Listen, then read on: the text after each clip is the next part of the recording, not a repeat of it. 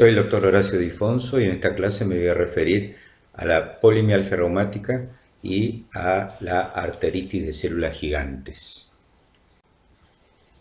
Comenzamos enunciando un caso clínico. Se trata de una mujer de 70 años con antecedentes personales de hipertensión arterial y dislipemia, que desde hace un mes presenta dolor inicialmente en el hombro derecho, que luego se hace bilateral y se acentúa progresivamente. Es diurno y especialmente nocturno, no encontrando posición en la cama al dormir y dificultándole el sueño. Recibe antiinflamatorios no esteroides con mejoría parcial, agrega rigidez matinal en ambos hombros que dura más de una hora, y en los últimos 15 días comienza con dolor en ambas caderas, también diurno y nocturno, que le dificulta la deambulación. En el examen físico tenía una TA de 140/90, frecuencia cardíaca de 88 y una temperatura axilar de 37 grados 4. Se objetivó rigidez de ambos hombros que le impedían la abducción. Las articulaciones de las manos y las muñecas estaban libres e indoloras, sin ningún signo de flogosis. Ambas caderas con movilidad articular conservada, la fuerza muscular de miembros superiores y miembros inferiores conservada y el resto del examen normal.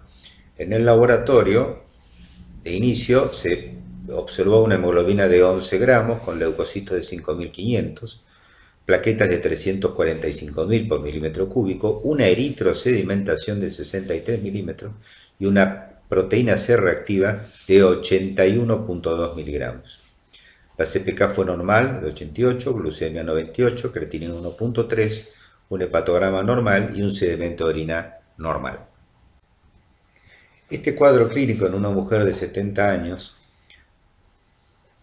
con manifestaciones de dolor progresivos en cintura escapular y pelviana, nos debe hacer pensar en primer lugar en la posibilidad de una polimialgia reumática, sobre todo cuando además de esa clínica tiene marcadores de inflamación francamente elevados, como en este caso, un eritro moderadamente elevada de 60 milímetros, pero una PCR muy elevada de 80.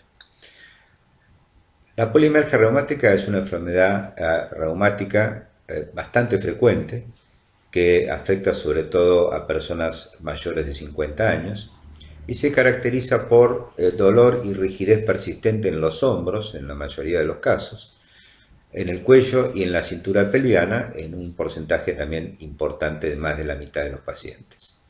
La mitad de los pacientes además suelen tener síntomas sistémicos, tales como fiebre, astenia, anorexia y pérdida de peso. Algunos pacientes, con menor frecuencia, tienen compromiso distal, o sea, no proximal, como artritis periférica generalmente asimétrica y no erosiva, puede tener síndrome del túnel carpiano y, como dato semiológico a veces trascendente, puede observarse edema en el dorso de las manos, menos frecuentemente de las muñecas o de los pies. El comienzo de esta entidad puede ser brusco o lento y progresivo. Algunos pacientes que tienen comienzo brusco nos refieren exactamente el día y a veces hasta el momento del día en que comenzó el problema en forma rápida, y de ahí en más se hace progresivo. Lo cierto es que habitualmente el cuadro termina siendo invalidante porque los pacientes están tan doloridos y tan embarados que les dificulta las tareas mínimas diarias. Algunos datos epidemiológicos acerca de la polimialgia reumática. Es una entidad exclusiva de adultos mayores de 50 años, de manera tal que en personas más jóvenes este tipo de cuadros hay que empezar en otros diagnósticos. La prevalencia mayor en cuanto a la edad es entre los 70 y los 80 años. Es 3 veces más frecuente en las mujeres que en los hombres. Es la segunda enfermedad reumática inflamatoria después de la artritis reumatoidea, y recalco lo de inflamatoria porque si consideramos las no inflamatorias como la artrosis, sería esta última, la artrosis, la más frecuente de todas. La polimialgia reumática tiene una ligazón importante con la arteritis de células gigantes, como veremos más adelante. Ahora, la polimialgia reumática es 3 veces más frecuente, más común que la arteritis de células gigantes. Y fíjense, los pacientes con arteritis de células gigantes, que después veremos, la mitad de ellos tienen manifestaciones clínicas de polimialgia reumática. Si lo vemos desde el otro lado, los pacientes a los que uno les diagnostica polimialgia reumática, solo el 10% tienen clínica y confirmación de arteritis de células gigantes. En estos dibujos vemos la localización habitual de la distribución del dolor en la polimialgia reumática. Fíjense las zonas de la cintura escapular y visto por detrás puede llegar a tener dolor en el cuello y en la parte occipital de la cabeza, y las zonas de distribución por delante y por detrás a nivel de la cintura pelviana. La polimialgia reumática es una entidad que no tiene un marcador de laboratorio ni un estudio histológico que confirme el diagnóstico. El diagnóstico es básicamente clínico, excluyendo otras entidades, y se han elaborado algunos criterios diagnósticos. Estos son los criterios diagnósticos originales, bastante antiguos, del año 84, que en mi opinión son los más útiles en la práctica, porque incluyen, como vamos a ver, la respuesta rápida a dosis baja de corticoides. Existen criterios más modernos, pero creo que estos son los que más representan cómo se presenta esta enfermedad y cómo la diagnosticamos. Fíjense, dolor que persiste por un mes, eso es importante porque hay dolores que pueden ser muy parecidos pero desaparecen rápidamente, esos no son polimialgia reumática, y que compromete dos de las siguientes áreas: cuello, hombros, cintura pelviana. Rigidez matinal en esos sitios que dura más de una hora. La respuesta, como les decía, una respuesta rápida a dosis menores a 20 miligramos o como máximo 20 miligramos de prednisona. Esto es muy importante cuando ustedes vean pacientes con polimialgia reumática y le administran los corticoides a esta dosis, no más de 20 miligramos, la respuesta es generalmente muy rápida y muy favorable. O sea, en 24 o 48 horas el paciente que estaba prácticamente invalidado pasa a tener una mejoría espectacular. Ausencia de otras enfermedades, como artritis reumatoidea, como enfermedades del tejido conectivo, como enfermedades neoplásicas, etc. O sea, diagnóstico de exclusión. Edad mayor a 50 años, ya dijimos que en pacientes más jóvenes no se presenta.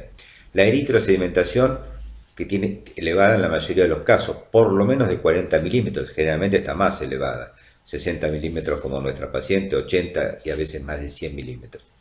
Según estos criterios del año 84, todos estos elementos deben estar presentes para que uno pueda formular el diagnóstico de polimialgia reumática. Recalco, porque en la práctica es realmente muy útil, la respuesta espectacular a dosis bajas de corticoides. Había mencionado un dato semiológico que en la polimialgia reumática se ve con bastante frecuencia, que es el edema del dorso de las manos, eventualmente de la zona de la muñeca y en parte de los dedos. Fíjense como en esta foto, que se ven manos edematosas. Este edema no es inflamatorio, no se acompaña de signos de flebosis, pero sí es un edema foveolar, o sea que deja signo de la huella o godet, por eso se denomina pitting edema, y es bastante frecuente, generalmente simétrico, en la polimialgia reumática, y es mucho más frecuente en las manos que en los pies. Durante un tiempo se ha especulado o se ha discutido dónde se origina el dolor en esta entidad, si era un dolor de tipo muscular, si se originaba en estructuras periarticulares o en la misma sinovia articular. Pues con estudios ecográficos primero y luego de resonancia magnética se comprueba que las zonas alteradas, inflamadas, están realmente en las articulaciones y en estructuras periarticulares. En particular, la bursitis subacromial o subdeltoidea se observaría en todos, en el 100% de los pacientes con polimialgia reumática. Esto hay que recordarlo porque en casos que no sean tan claros en el diagnóstico, comprobar una bursitis subacromial o subdeltoidea con resonancia o con ecografía avala el diagnóstico de polimialgia reumática. Como hemos dicho, el diagnóstico de polimialgia reumática es clínico y con marcadores de inflamación y descartando, o sea, excluyendo otras entidades que pueden ser parecidas. Sobre todo al comienzo, la artritis reumatoide puede tener manifestaciones clínicas muy parecidas. Como sabemos, en esta entidad seguramente el compromiso es más distal que proximal, pero bueno, el dolor en las manos y a veces la hinchazón de los mismos, y sobre todo si es en la zona de la muñeca, sumado a las manifestaciones generales, pueden hacer pensar en esta entidad. Y como al principio sabemos, la artritis reumatoidea en los primeros 6 meses puede tener marcadores negativos, tanto factor reumatoideo como anticitrulina, bueno, se presta el diagnóstico diferencial. La fibromialgia, entidad discutida en cuanto a su existencia, da cuadros muy parecidos de dolores generalizados, a veces invalidantes, pero se ve en gente más joven, sobre todo en mujeres jóvenes, y además no se acompaña de alteraciones inflamatorias como eritrosedimentación acelerada y proteína C reactiva alta, como sí tiene la polimialgia reumática, porque la fibromialgia se considera un trastorno más funcional que orgánico. Bueno, hablando de pacientes añosos, la osteoartritis o artrosis puede dar manifestaciones parecidas.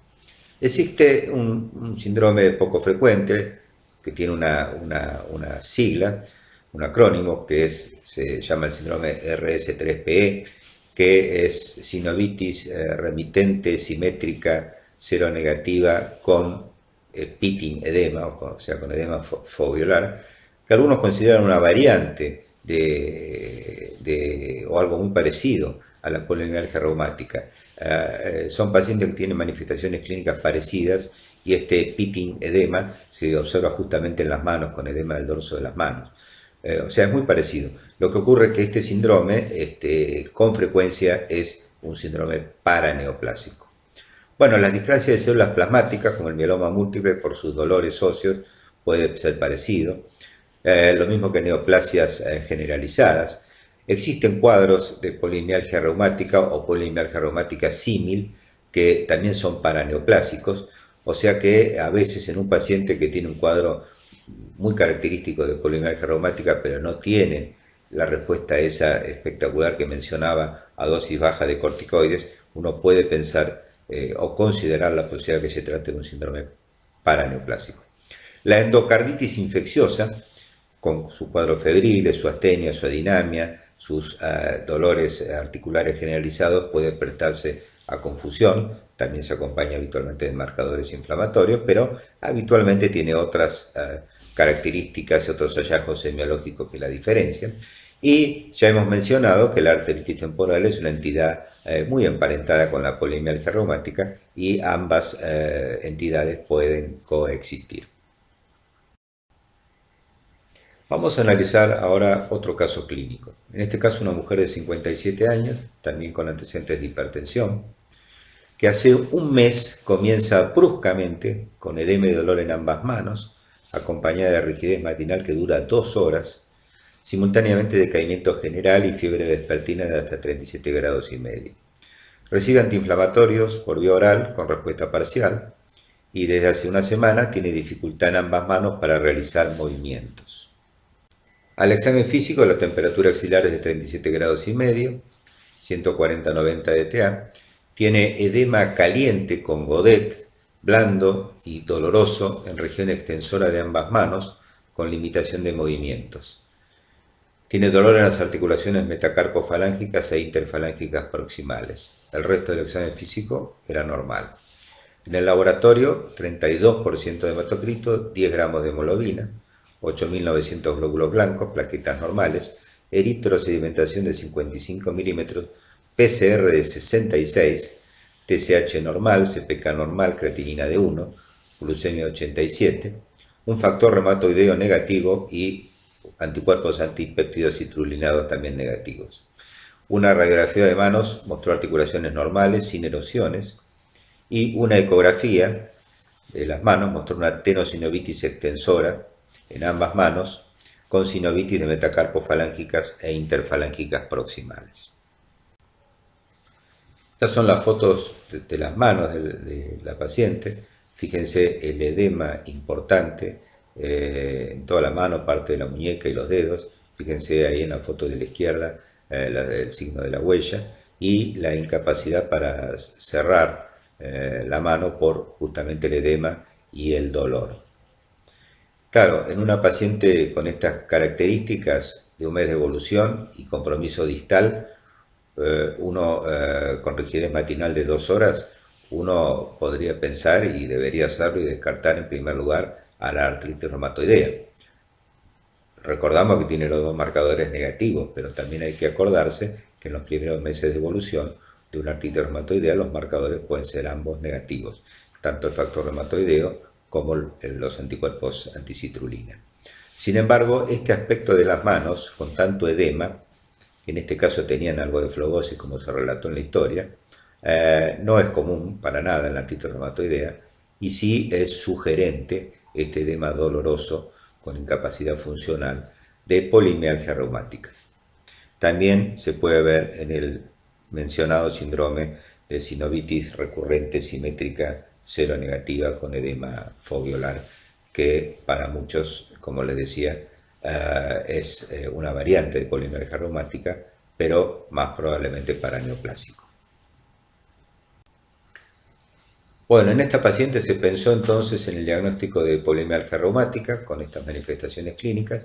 Se inició tratamiento con prednisona 20 miligramos por día y tuvo una mejoría muy significativa del cuadro a las 72 horas de comenzado el tratamiento.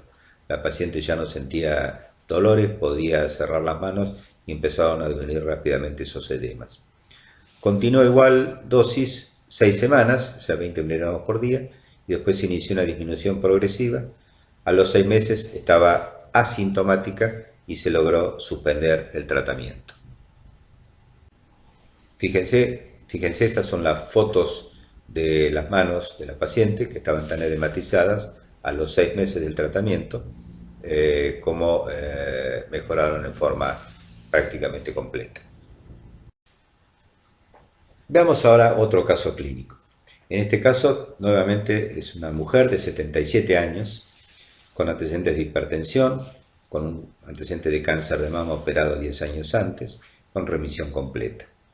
Desde hace 3 meses tiene cefalea, refiere cefalea y dolor en la mandíbula, que aumenta de intensidad progresivamente. En los últimos 30 días al comer tiene claudicación mandibular, o sea, no puede seguir masticando, acompañando al dolor que le impide alimentarse. Refiere fiebre intermitente, astenia y ha perdido 5 kilogramos de peso. En el examen físico, esta paciente está lúcida con 130/70 y 84 por minuto, está febril al momento del examen, tiene dolor maxilar con la apertura y cierre de la boca, tiene un examen neurológico normal, se oculta un soplo sistólico 2/4 en foco aórtico de tipo eyectivo, tiene la cicatriz de la mastectomía izquierda. El resto del examen físico es normal, salvo que en el fondo de ojo se ve un leve estrechamiento arterial con papila normal. En el laboratorio, fíjense, tiene anemia, 9.7 gramos de hemoglobina, 8.500 glóbulos blancos, plaquetas aumentadas, 510.000 por milímetro, creatinina 1.1, glucemia 119 y una eritrosedimentación de 130 milímetros con PCR de 109 y una ferritina de 1388. El ecocardiograma solo evidenció una esclerosis valvular aórtica con función sistólica normal. Bueno, el cuadro clínico de esta paciente es muy compatible con la arteritis de células gigantes, que es una vasculitis de vasos grandes, una de las 2 vasculitis de vasos grandes, junto con la arteritis de Takayasu, que es mucho menos frecuente. Esta arteritis de células gigantes, que como dijimos está emparentada clínicamente y patogénicamente, según algunos expertos, con la polimialgia reumática, también se conoce como arteritis de Horton por quien la describió en 1932. Y fíjense, según la definición del año 94, del primer consenso de vasculitis, del consenso de Chapel-Hill, que la definió como una arteritis granulomatosa de la aorta y sus ramas principales, con predilección por las ramas extracraneales de la arteria carótida, que a menudo compromete la arteria temporal superficial y que habitualmente se presenta en pacientes mayores de 50 años y frecuentemente se asocia con polimialgia reumática. Recordamos que habíamos mencionado que aproximadamente la mitad de los pacientes con arteritis de células gigantes tienen manifestaciones clínicas de polimialgia reumática.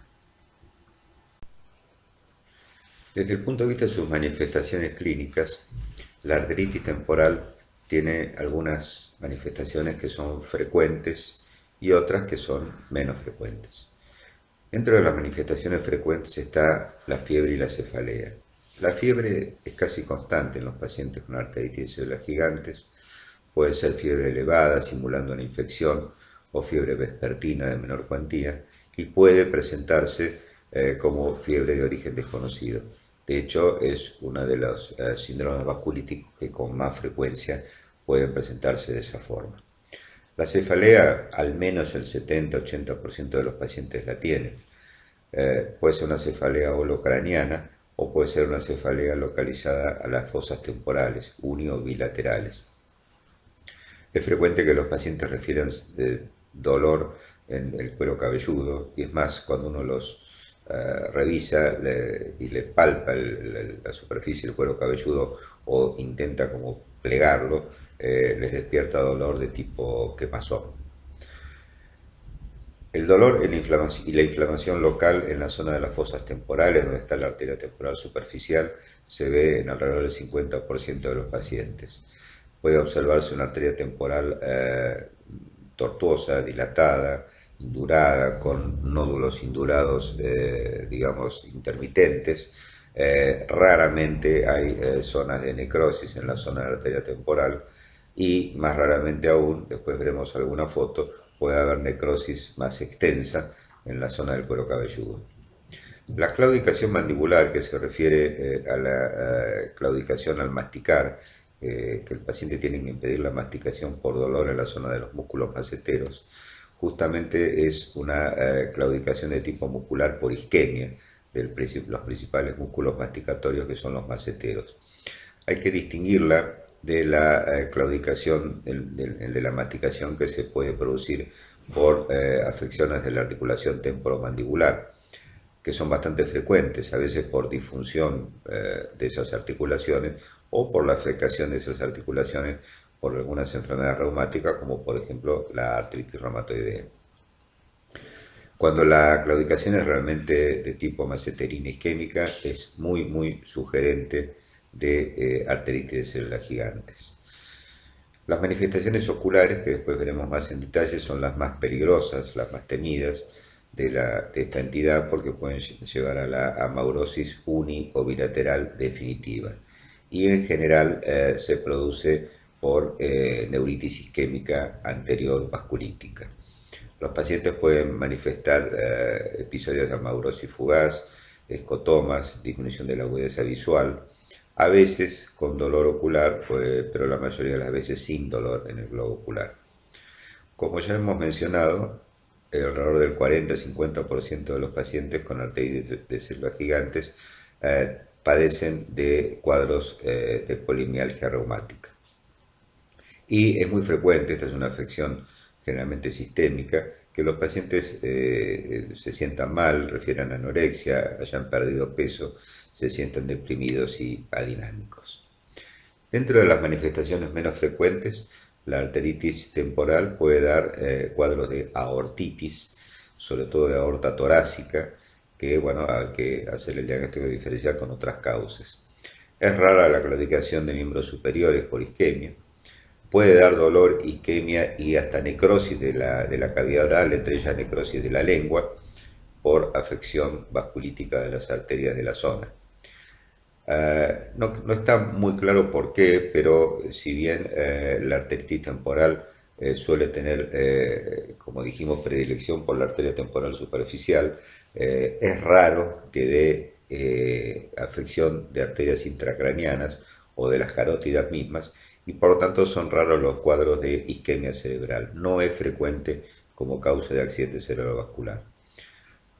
Puede dar neuropatía periférica, en general no suele ser el cuadro dominante, pero algunos pacientes se manifiestan con síntomas sensitivos y mucho menos frecuentemente motores por esta entidad.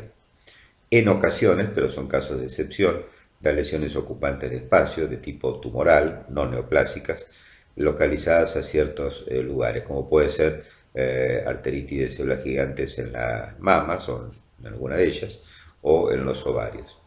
Y una manifestación a destacar, porque si bien no es frecuente, no es tan infrecuente y es menos conocida que esta entidad puede dar, que es que los pacientes se quejen de tos.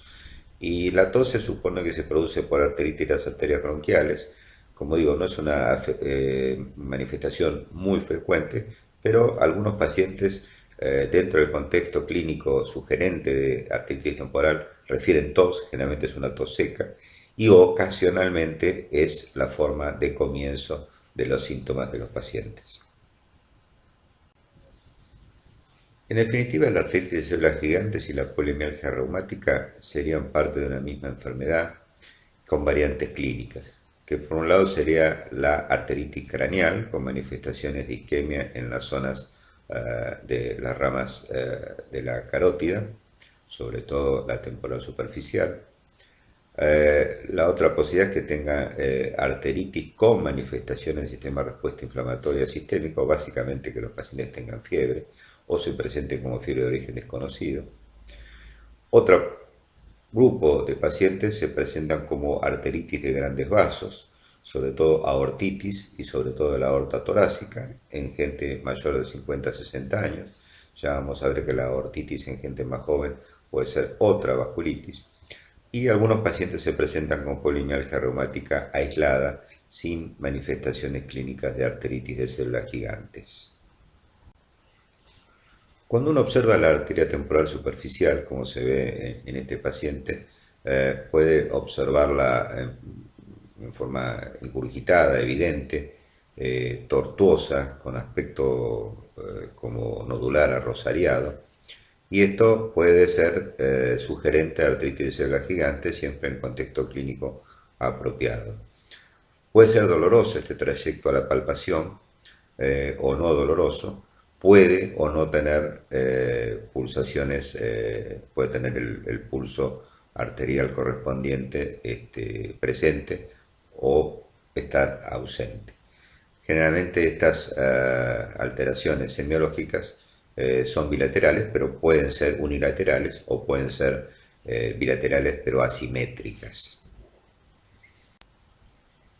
Como hemos dicho, estos signos locales se observan aproximadamente en la mitad de los pacientes, y como en general esta entidad, la arteritis de células gigantes, se ve en pacientes de edad avanzada, puede ser difícil distinguir los cambios semiológicos descritos en la arteria temporal superficial de cambios por arteriosclerosis, o sea, endurecimiento arterial, tortuosidad, etc. Por otro lado, la afección de la arteria temporal superficial por algún síndrome vasculítico no es siempre patognomónica de arteritis de células gigantes. Otros síndromes vasculíticos, como la granulomatosis con poliangiitis, pueden comprometer en ocasiones la arteria temporal superficial y no ser una arteritis de células gigantes. Hemos mencionado algunas manifestaciones de la artritis de células gigantes. Fíjense acá el aspecto de la arteria temporal del lado derecho del paciente de la foto de la izquierda. Fíjense las lesiones retinianas en el fondo de ojo, sobre todo en la foto de la derecha, donde hay un borramiento de la papila por una lesión isquémica. En la tomografía computada con tomografía por emisión de positrones que se ve en el medio, se ve captación intensa por actividad metabólica en la aorta ascendente y en la aorta descendente, lugares que puede comprometer esta entidad. Y en la arteriografía de miembros inferiores que se ve a la derecha, se ve compromiso sobre todo en la arteria ilíaca y femoral del lado derecho con afinamiento e irregularidades. Esto no es frecuente que esta entidad comprometa arterias de miembros inferiores, pero puede ocurrir.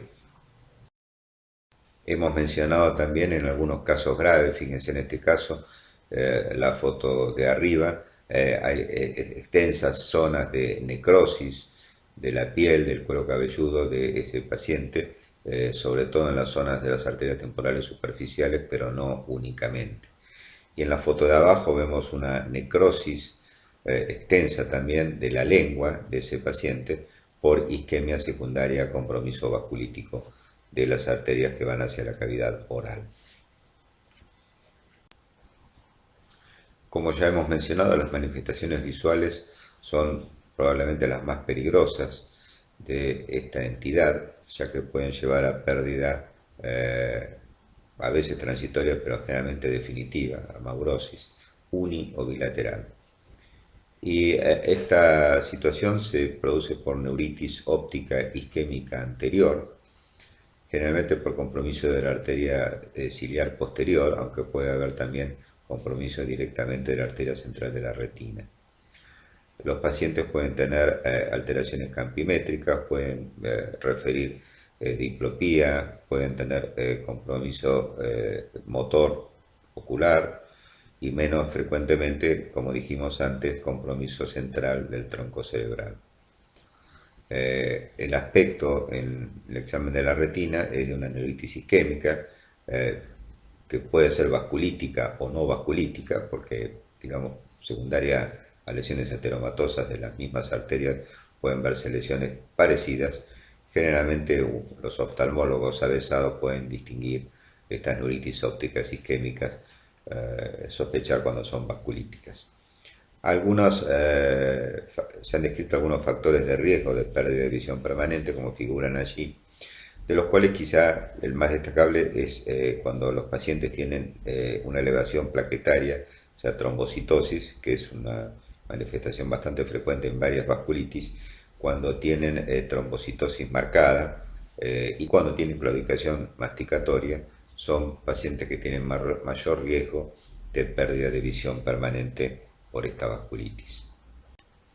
Acá en este dibujo vemos un repaso de la circulación de la irrigación ocular. La arteria más comúnmente afectada por la arteritis de células gigantes es la arteria ciliar posterior, pero como ya dijimos, puede afectar otras arterias que irrigan la órbita y el ojo propiamente dicho, como la arteria central de la retina, también marcada en este dibujo. La otra complicación grave de la arteritis de células gigantes, aparte de las complicaciones oculares, es el compromiso de la aorta, que se puede dar en el periodo agudo en forma de aortitis. Repito, como ya dijimos, que es mucho más frecuente el compromiso de la aorta torácica que de la aorta abdominal. Fíjense que les decía, en el momento agudo de la arteritis puede verse esta situación de aortitis o incluso puede ser previa, pero en la mayoría de los casos, fíjense que el diagnóstico de aneurisma de aorta es posterior al de artritis de células gigantes. En una serie referida acá, en el 80% de los casos fue posterior. O sea que puede ser una secuela, a veces tardía, de haber padecido una aortitis que pasó desapercibida en el momento agudo. El paciente aparenta mejorar y después desarrollar el aneurisma de aorta torácica. ¿Qué podemos decir de las pruebas de laboratorio de ambas entidades, la arteritis de células gigantes y de la polimialgia reumática? Bueno, lo más destacable son alteraciones del hemograma, donde sobre todo aquellos pacientes con arteritis de células gigantes pueden mostrar anemia en los trastornos crónicos, y como ya hemos mencionado, el recuento plaquetario que puede estar aumentado y la trombocitosis ser un factor de riesgo para fenómenos isquémicos. Los marcadores de inflamación como la eritrosedimentación y la proteína C reactiva están invariablemente elevados y a veces muy elevados, sobre todo la proteína C reactiva y la eritrosedimentación, que sobre todo en casos de arteritis con frecuencia es mayor a 100 milímetros. Es bastante frecuente que en estas entidades, sobre todo en la arteritis de células gigantes, haya elevación de las enzimas hepáticas que vuelven a la normalidad con la mejoría del cuadro, y probablemente el mejor marcador de inflamación y útil para control evolutivo, aunque no disponible en los laboratorios de nuestro medio, es la determinación de interleuquina 6, que es el mediador, la citoquina mediadora más importante en estas entidades.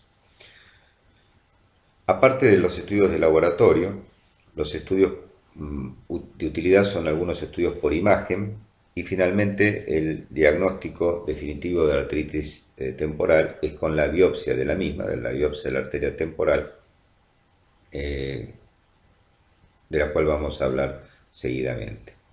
En algunos casos, como dice abajo, puede llegar a ser normal la eritrosedimentación, lo que es muy infrecuente, casi podríamos decir que no se ve en la práctica, que tanto la eritrosedimentación y la proteína C reactiva sean normales. Mencionamos que algunos estudios de diagnóstico por imágenes pueden ser de utilidad. Entre ellos, aquellos destinados a ver las manifestaciones frecuentes en la polimergia reumática. Como ya hemos mencionado, la ecografía y la resonancia magnética pueden mostrarnos signos de sinovitis, de bursitis, sobre todo la subacromial y la subdeltoidea, y a veces tenosinovitis en manos y pies cuando tienen ese edema que hemos mencionado anteriormente. Los estudios con ecodoppler color sobre la arteria temporal superficial han sido siempre controvertidos en su utilidad, pero hay un signo de inflamación focalizada, porque la afectación inflamatoria de la arteria temporal superficial suele ser dividida en segmentos. El signo del halo o el halo oscuro que rodea la arteria, para la mayoría de los expertos es, en el contexto clínico apropiado, casi diagnóstico de arteritis de células gigantes, y en ocasiones puede, como veremos después, reemplazar a la biopsia, que es el estudio de certeza, o cuando la biopsia es negativa, si tenemos un cuadro clínico absolutamente compatible y un signo del halo bien definido, observado por un observador experimentado, puede alcanzar para el diagnóstico.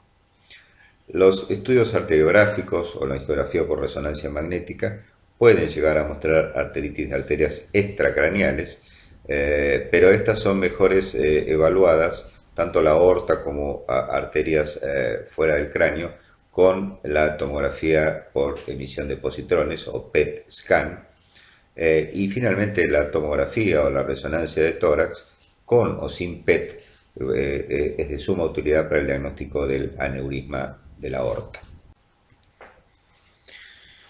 Continuando entonces con la utilidad del Doppler color, que como mencionamos siempre ha sido controvertido, puede ser útil además para guiar la toma histológica de la biopsia arteriotemporal en las zonas donde el ecodoppler color señala ese signo del halo. Algunos autores cuestionan la utilidad porque dicen que los Doppler color positivos, que muestran signos compatibles con la enfermedad, se ven solo en aquellos pacientes que ya semiológicamente muestran lesiones nodulares en la arteria temporal. Sin embargo, la visualización, como dijimos, del halo hipoecoico tiene una alta especificidad, aunque no es tan sensible, y para algunos expertos en el contexto clínico apropiado podría ser suficiente, sobre todo si no se puede hacer la biopsia arteria temporal, podría ser suficiente para hacer el diagnóstico de esta entidad y comenzar el tratamiento. Por supuesto que la realización de este ecodoppler de la arteria temporal superficial tiene que estar efectuado por un observador experimentado, lo cual tampoco es habitual o muy fácil de conseguir en nuestro medio, ecografistas con la suficiente experiencia en esta entidad para observar estos cambios en la arteria temporal superficial. Como hemos mencionado, la tomografía computada de tórax y en menor medida la de abdomen pueden ser de utilidad, en parte, como ya dijimos y mostramos, para evidenciar aneurismas. Aunque no esté formado el aneurisma todavía, o no se vaya a formar nunca, fíjense en estas dos imágenes. A la izquierda, la aorta abdominal con contraste. Fíjense que tiene la pared algo engrosada, que significa inflamación de su pared. Esto es parecido a lo que se ve en la arteritis de Takayasu, que afecta más la aorta abdominal que la arteritis de células gigantes. Y a la derecha, fíjense la aorta ascendente y la aorta descendente torácica. Tampoco están dilatadas, no tienen aneurisma, pero fíjense la pared por fuera del contraste, que es el relleno hiperdenso que tienen las arterias. Fíjense que la pared está engrosada como signo de aortitis. Si uno le suma a estas imágenes tomográficas la tomografía por emisión de positrones, seguramente comprobaremos que esa pared arterial está inflamada y que tiene hiperactividad metabólica. Fíjense en estudios de resonancia magnética, elementos parecidos. En este caso se ve, señalado por la flecha de arriba, una dilatación de la aorta ascendente con su pared que está delgada, normal. Pero fíjense la aorta descendente, señalada por la flecha más gruesa y curva de abajo, donde se ve una aorta descendente, no dilatada, quizá levemente dilatada, pero con su pared claramente engrosada como signo de aortitis. Fíjense acá otras imágenes de tomografía computada con contraste abdominales. Fíjense la aorta descendente, que se ve en ambas fotos por delante del cuerpo vertebral. A su derecha tiene la vena cava inferior y a su izquierda la aorta. Fíjense la pared engrosada que se ve en ambos cortes. Además, en el riñón derecho, esa imagen hipodensa que se ve más grande en la foto de arriba, está mostrando infartos renales. El estudio que hemos mencionado, que es de suma utilidad en esta entidad cuando podemos obtenerlo, porque es bastante costoso y no disponible en todos lados, es la tomografía por emisión de positrones o PET scan combinado con la tomografía computada. Fíjense en estas fotos, las fotos tanto de la izquierda como de la derecha muestran la imagen en cámara gamma de la captación metabólica, que se ve como zonas oscuras en la aorta ascendente, la aorta descendente torácica, la aorta abdominal y las arterias axilares y subclavias, que se ven como esas imágenes oscuras. La imagen cardíaca propiamente dicha, que el relleno de las cavidades cardíacas no es patológico, eso es normal en una tomografía por emisión de positrones. Y las imágenes del centro, fíjense que es con superposición con tomografía computada, que exactamente muestra que las estructuras captantes son las mencionadas, las estructuras vasculares tanto en el tórax como en el abdomen.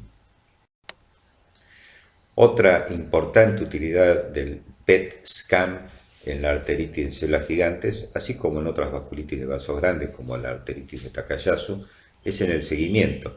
Fíjense la imagen de arriba, en el momento del diagnóstico, cómo se ven la captación patológica en la aorta torácica, en subclavias y axilares, y cómo 3 meses después de tratamiento esas captaciones prácticamente han desaparecido. Repito que la captación cardíaca, lo mismo que la acumulación ahí abajo en la zona de la vejiga, son normales, al igual que la captación en el cerebro, por la actividad metabólica del mismo, ya que lo que se administra es fluoro de oxiglucosa marcada. El estudio diagnóstico que certifica la arteritis de células gigantes es la biopsia arteria temporal. Algunas consideraciones con respecto a la biopsia. Es un procedimiento sencillo y seguro que habitualmente no deja ningún tipo de secuela. No olvidemos que es una arteria extracraneana. Cuando uno debió iniciar, lo cual es frecuente, el tratamiento con corticoides, que después detallaremos, y antes de realizar la biopsia, sabemos que durante el primer mes, sobre todo en las primeras 2 semanas, aunque el paciente esté bajo tratamiento corticoideo, no altera la sensibilidad de la biopsia. Es muy importante que la biopsia sea tomada, si es posible, en zonas con alteraciones semiológicas evidentes, pero si en los pacientes que no las tienen, debe tomarse un segmento que debe ser de una longitud suficiente para detectar las lesiones que, como dijimos, son segmentarias, o sea que debe pedirse al cirujano que tome una biopsia de una arteria que sea no menor a 2 a 3 centímetros de longitud. En general se hace biopsia de un solo lado, aunque a veces puede ser negativa. Algunos autores recomiendan la biopsia bilateral, pero en general se hace la biopsia unilateral y en el caso de ser negativa se decidirá biopsiar la arteria contralateral según el caso clínico sea lo suficientemente típico como para aseverar el diagnóstico sin los hallazgos histológicos habituales o proceder a efectuar esa biopsia contralateral, que generalmente no se hace. Otro dato importante es que en pacientes con polimialgia reumática que no tienen manifestaciones sugerentes, no tienen ninguna manifestación sugerente de arteritis temporal, no está indicado efectuar biopsia de arteria temporal. En los pacientes que se hace biopsia de arteria temporal y que tienen solo polimialgia reumática, existe la posibilidad de encontrar lesiones inflamatorias, pero que no cambian el tratamiento ni la evolución, por lo tanto no está indicado biopsiar a pacientes con polimialgia reumática que no tengan manifestaciones sugerentes de arteritis de células gigantes. Con respecto a los hallazgos histopatológicos de la biopsia de arteria temporal, es importante saber que si bien lo clásico es que se encuentre una arteritis o vasculitis de tipo granulomatoso, como se ve en la foto de la derecha, donde incluso se ve una célula gigante de tipo Langhans, pero eso se observa en alrededor de la mitad de los casos. En la otra mitad se ve una arteritis necrotizante con necrosis fibrinoide, como la foto de la izquierda, y también es compatible con una arteritis de células gigantes. O sea, puede encontrarse una vasculitis granulomatosa o una vasculitis necrotizante no granulomatosa en la misma entidad. Hay algunos diagnósticos diferenciales de la artritis de células gigantes que es conveniente mencionar. Uno de ellos, ya dijimos, son los pacientes que solo tienen polimialgia reumática, que en algunos casos puede combinarse con la arteritis y en otros no. La enfermedad de Takayasu, a la cual dedicaremos algunas palabras al final de la clase, es la otra arteritis de células gigantes que puede tener elementos parecidos, sobre todo el compromiso de la aorta, en el caso de la enfermedad de Takayasu, de la aorta abdominal, con predilección. Sin embargo, la arteritis de Takayasu y la de células gigantes se ven en grupos etarios diferentes. La enfermedad de Takayasu se ve en mujeres jóvenes, generalmente mujeres en edad fértil, y la arteritis de células gigantes, como hemos mencionado, se ve en personas de edad más bien avanzada, igual que la polimialgia reumática, después de los 50-60 años y sobre todo entre los 70 y 80 años, aunque también predomina como la enfermedad de Takayasu en mujeres. Sin embargo, ese predominio en la enfermedad de Takayasu es abrumador. Prácticamente todas las pacientes son del sexo femenino, no tanto así en la arteritis de células gigantes. Otras vasculitis sistémicas ya hemos mencionado que también pueden comprometer la arteria temporal superficial, entre ellas la granulomatosis con poliangiitis, pero en general tienen sus manifestaciones propias y más características. Los síndromes de fiebre de origen desconocido, bueno, como sabemos, tienen muchas causas. Dentro de los síndromes vasculíticos hay dos que debemos considerar que pueden presentarse de esta forma. Ellos son justamente la arteritis de células gigantes y la panarteritis nodosa. En ocasiones el cuadro es tan agudo y con fiebre tan elevada, en picos acompañados de escalofríos, que el paciente puede parecer tener un cuadro de sepsis o incluso de endocardititis infecciosa. Los cultivos apropiados y demás estudios diferenciarán estas situaciones. Distintos tipos de cefaleas en la zona sobre todo temporal y orbitaria pueden parecer o llevar al diagnóstico o necesitar el diagnóstico diferencial con arteritis de células gigantes. El compromiso isquémico ocular, como hemos dicho, puede ser vasculítico o no vasculítico. Existe la neuropatía óptica isquémica anterior no vasculítica. También se ven pacientes de edad avanzada que padecen de ateromatosis. Como ya hemos mencionado, el aneurisma de aorta torácica y las aortitis en general, tanto torácicas como abdominales, se prestan al diagnóstico diferencial con la arteritis temporal. El cuadro que muestro en esta diapositiva no es casualidad, es uno de los autorretratos de Rembrandt. La verdad que no se ve muy bien en la foto.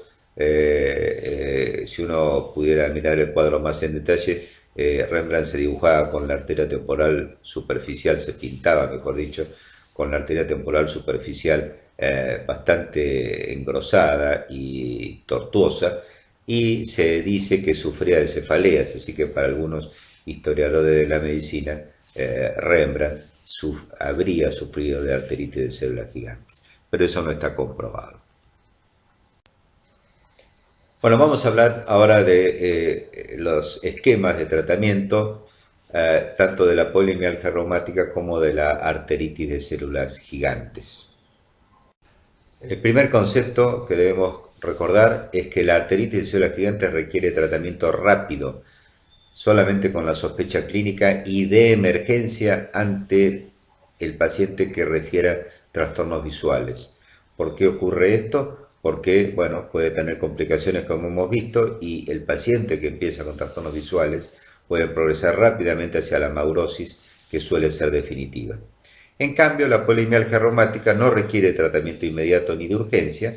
Claro está que cuando uno efectúa el diagnóstico, y como en general los pacientes ya hemos mencionado que suelen estar muy invalidados por los dolores, cuanto antes se comience el tratamiento y la prueba terapéutica de respuesta a dosis baja de corticoides hace que en general no se espere mucho tampoco para comenzar ese tratamiento. ¿Cómo se trata la polimialgia reumática? Con corticoides. Se utiliza habitualmente meprednisona con dosis iniciales entre 10 y 20 miligramos por día. Habitualmente se indican 15 miligramos, aunque algunos autores recomiendan directamente empezar con 20 miligramos, pero no más de esa dosis, porque si es una polimialgia reumática seguramente va a responder con estas dosis bajas, entre 10 y 20 miligramos. Le pueden indicar 15, le pueden indicar 20, pero no más de eso. Las dosis entonces de corticoides en la polimialgia reumática son bajas, pero el problema es que la duración del tratamiento con corticoides debe ser prolongada, no menos de un año, y generalmente llegando al año y medio, 2 años en la mayoría de los pacientes. ¿Por qué? Porque esta entidad tiene recurrencias. El descenso de la dosis del corticoide debe ser muy lento y gradual para evitar justamente que el paciente vuelva a tener manifestaciones y tengamos que volver a aumentar la dosis de corticoides.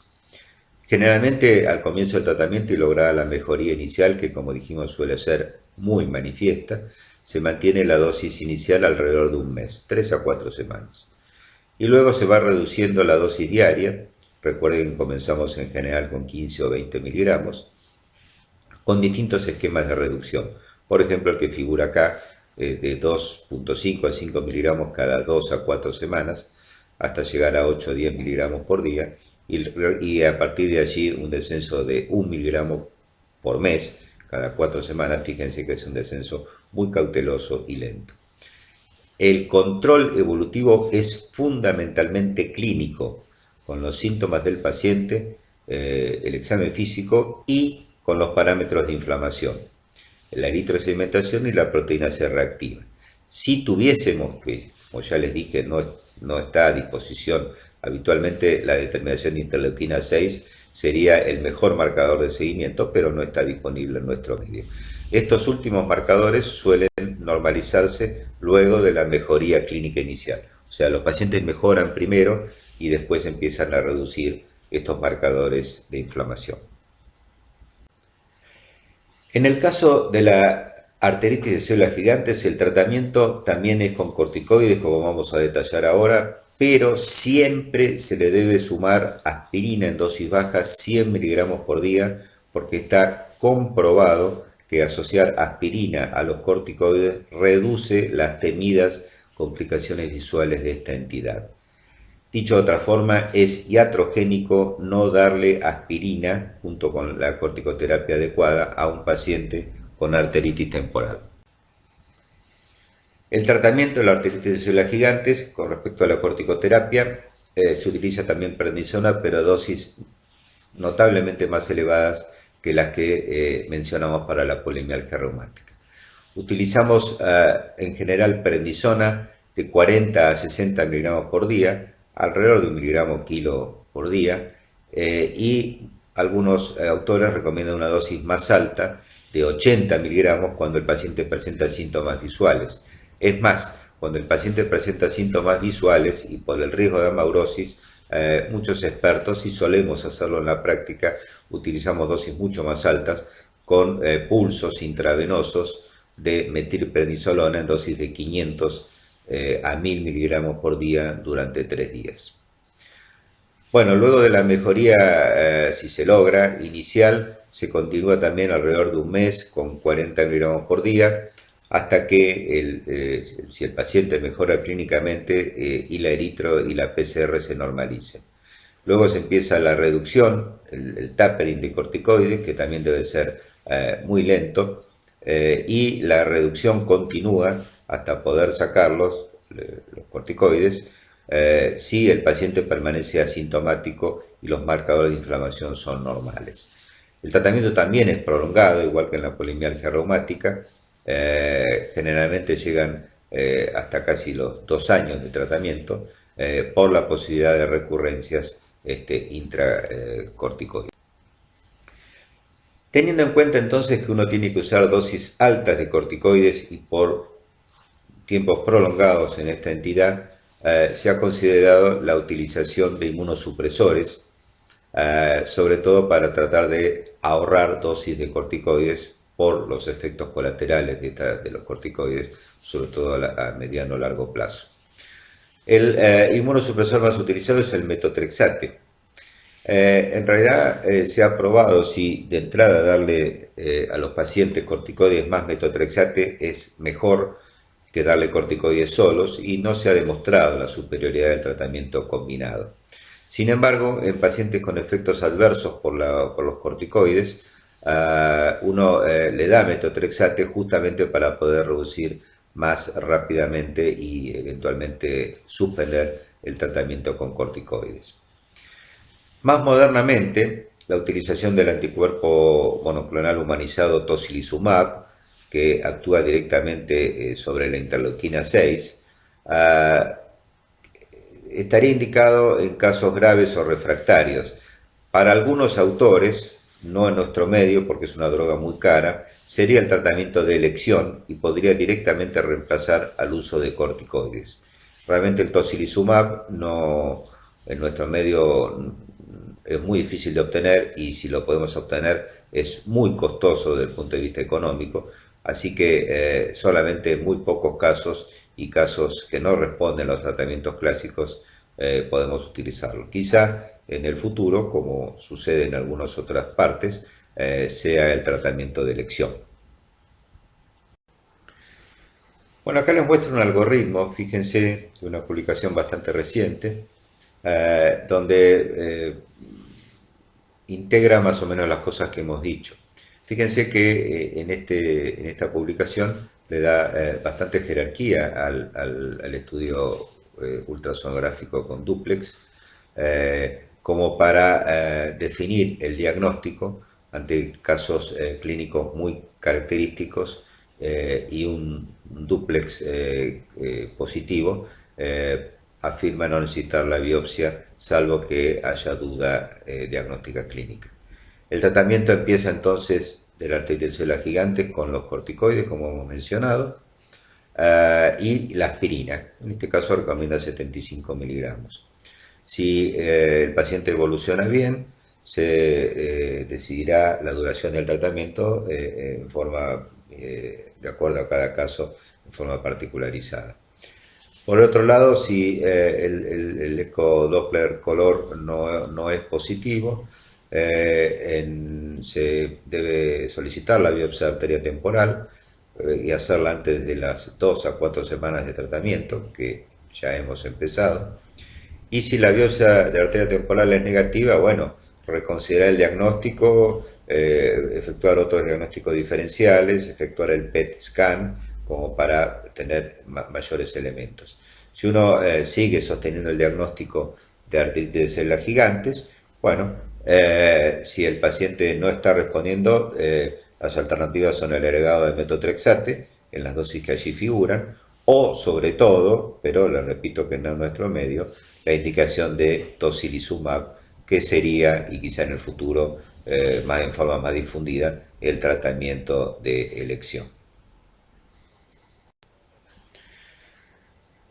Con respecto a otras medidas que pertenecen al tratamiento tanto de la polimialgia reumática y de la artritis de células gigantes como de cualquier otra situación que requiera la corticoterapia por tiempo prolongado, no debemos olvidarnos efectuar la profilaxis adecuada de la tuberculosis, en los casos que se pueda utilizar isoniazida, de la neumonía por neumocitis girovesi o PSP, con habitualmente trimetoprim, sulfametoxazol, y la profilaxis o el tratamiento, si correspondiese, de la osteopenia, osteoporosis, muy particularmente en las mujeres.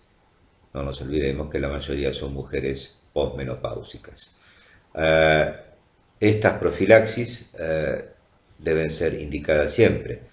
Si uno olvida o omite indicar profilaxis, las complicaciones del tratamiento con corticoides crónicamente van a ser mayores. Bueno, para ir terminando, vamos a emplear algunos poquitos minutos finales para la otra vasculitis de vasos grandes, aparte de la artritis de células gigantes, que es la enfermedad de Takayasu, que fue descrita por un oftalmólogo japonés, acá vemos su foto, en el año 1908. La enfermedad de Takayasu afecta fundamentalmente a mujeres en edad fértil y es mucho menos frecuente que la arteritis de células gigantes. Como hemos dicho, afecta a mujeres por debajo de los 50 años, se la ha llamado enfermedad sin pulso, porque con frecuencia en el examen físico, sobre todo en los miembros superiores, la paciente en cuestión puede faltarle uno o más pulsos por oclusión vascular. También se la conoce como coartación invertida. Estos pacientes suelen tener dolor en los trayectos arteriales. Es frecuente que causen aneurisma de aorta y a veces causan compromiso en las arterias coronarias.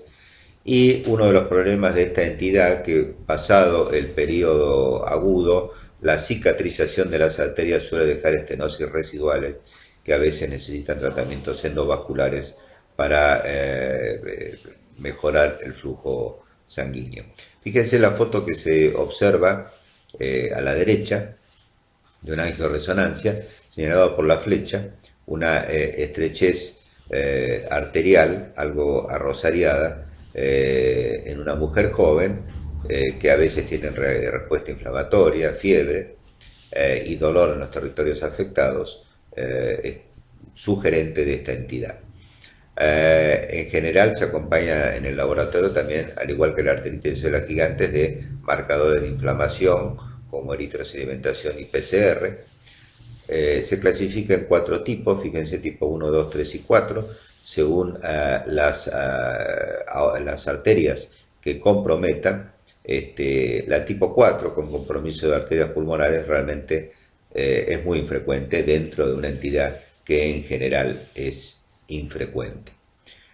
Una de las formas de presentación que pertenece, como dijimos, al dolor en trayectos arteriales es el dolor en la zona de las arterias carótidas, lo que se denomina carotidodinia.